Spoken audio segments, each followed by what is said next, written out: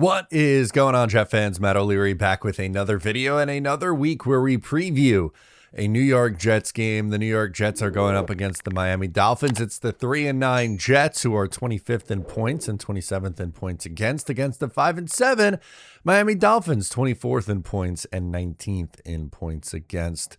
The Dolphins this year, weird start to their season. They started 0-3. Their first win was against the Jets, and they started 1-6. But over their last 5 games, they have played much better.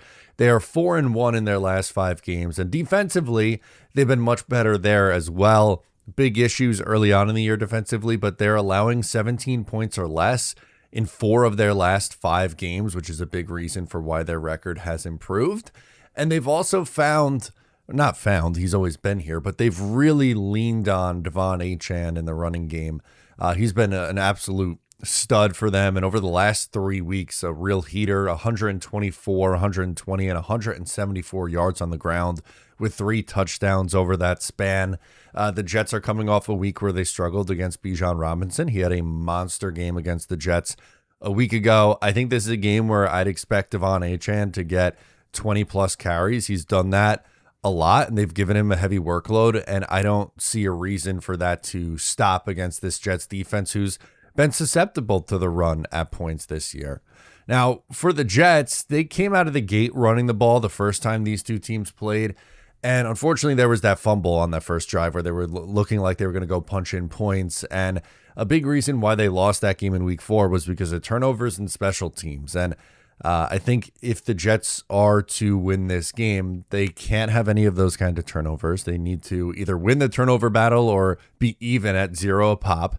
And I think the special teams has to play well. Chris Banjo and his unit were big parts of wins against the Falcons and the Browns a couple of weeks ago. And if the Jets are to win this one at home this week, I think they're going to have to play a major role again. A big storyline in this game for the Jets, too, is which receiver steps up. Last week, it was A.D. Mitchell. He went for over 100 yards and had a touchdown. The 2 weeks prior, it was John Mechie. Mechie struggled this past week with some drops. A.D. Mitchell struggled a few weeks ago up in New England with some drops. So which one of these receivers steps up? I would imagine, with Tyrod Taylor starting, we're going to see a heavy dosage of targets to those 2 receivers. And I'm kind of just keeping an eye on who does what. I would love to see Mitchell have another great game. And I'd also love to see John Mechie have a bounce back performance. So definitely something that I think we will be keeping an eye on Sunday. Let's get into my sleeper picks and stat predictions for this game. Sleeper picks, I'm having Achane more than 77.5 rushing yards. I explained it earlier. I think he's going to have a good day on the ground. I'm taking Breece Hall to get in the end zone. He did last week as well. And I'm taking A.D. Mitchell 40-plus receiving yards. He went for well over 100 a week ago. I think he's going to be the leading receiver again. I don't think he's going to go for over 100 in this game, but I could see him getting over 40 yards. Use promo code O'Leary and you'll get get up to a $100 match on your first deposit, or the new offer, free $20 no deposit required promo. Terms and conditions apply. For the remainder of my stat predictions, Tyrod, I think he has like a 20-31 game, 64.5%, 194 passing yards, a touchdown, no picks, 92.7 rating. Just an overall like mostly efficient day. Not going to do too much. A very similar game to what he had a week ago against Atlanta. Tua, he hasn't been throwing a lot the last few weeks, and that's been the recipe for success as they've leaned on Devon Achane. 15-24, 62.5 completion, 170 yards, touchdown, no pick, 97.6 rating. Tua's had some interception problems this year, but the Jets have not created a turnover or interception, I should say. Last week, I predicted the Jets would get their first interception of the season. It did not happen. I'm not predicting it anymore. I am not going to get baited into predicting the Jets are going to get their first interception. And I think Devon Achane, I think he's going to have over 130 all-purpose yards. He can absolutely be a weapon out of the backfield. Last week wasn't really utilized as a pass catcher, but the previous 2 weeks had over 40 receiving yards in each of those games. So I think you're looking at probably somewhere around 90 to 100 rushing yards, and then another, 30-ish receiving yards from him in this game. All right, let's get into my picks for this one. I'm 6-6 against the spread, 8-4 straight up.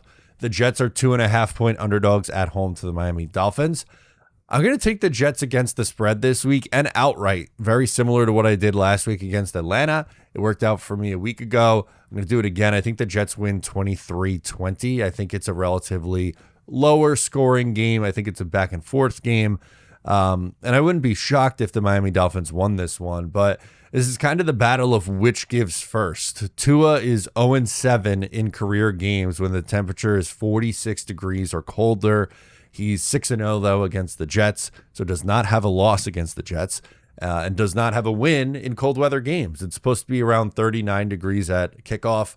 We're into December. This is a warm weather team and a quarterback who's had a lot of success in domes in the warm weather going into the Northeast to play at MetLife Stadium in December. I don't think we're going to see a high-powered, explosive offense really for either team.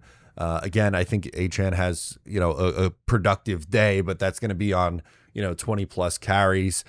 So we'll see. That's another big storyline in this game, right? Like Tua has owned the Jets, which is unfortunate as a Jet fan, obviously.